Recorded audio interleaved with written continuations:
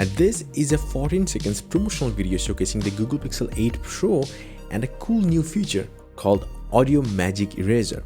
Now we'll talk about the feature in this video, but this video actually showcases the flagship Pixel device, the Pixel 8 Pro, in the sky color, the light blue color that we were talking about it. And believe it or not, that looks really awesome. Now do keep this in mind, this video is slightly edited, but it still gives you a good idea about the Magic Eraser or even the Pixel 8 Pro's rear look or even the color option. Now the original Magic Eraser was introduced with the Pixel 6 series, and the same has been available on every single Pixel models. This feature allows users to remove unwanted elements in the photos. Now the same kind of concept has been implemented inside the video, where it provides users the ability to fine-tune the audio of their recorded videos. Now in this video we can see the device is actually identifying the sound before revealing the buttons like noise, people and music, and then there is a slider to reduce the effect as much as you want or increase it as much as you want. So let's say you don't want the noise as much in the video, you can reduce that. Or let's say people are talking in the background, you want to reduce that, you can do that too.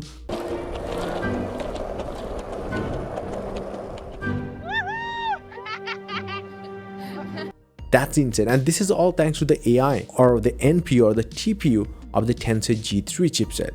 As for the specs of the Tensor G3, the SoC will actually have 9 cores configured as 1+4+4, and it will go by the codename Zuma.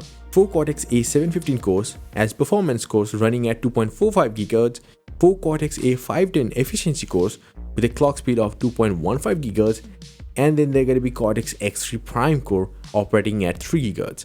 This is the first time Google is actually using 1 prime core instead of 2 prime cores.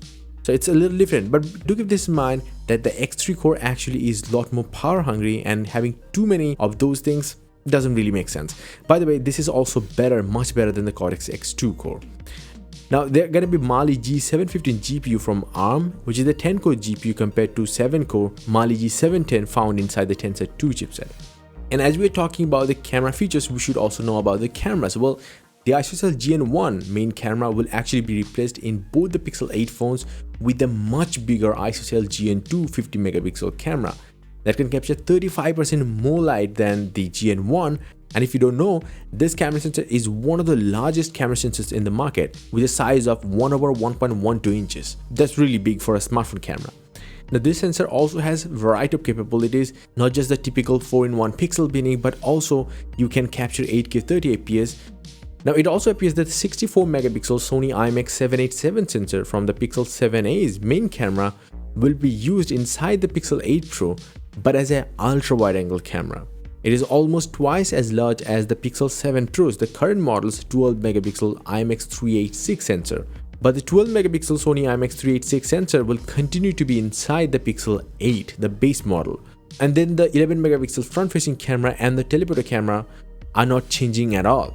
So now other than that, the Pixel 8 and 8 Pro will come with many other changes that includes battery, charging, or even the display department. You can check out my recent videos on that. Anyway, let me know your thoughts in the comment section below, how excited you are for the Pixel 8 and 8 Pro's launch in October. And yes, if you want, you can get some crazy cool wallpapers up on my website, a link down below. Until the next one, bye and take care.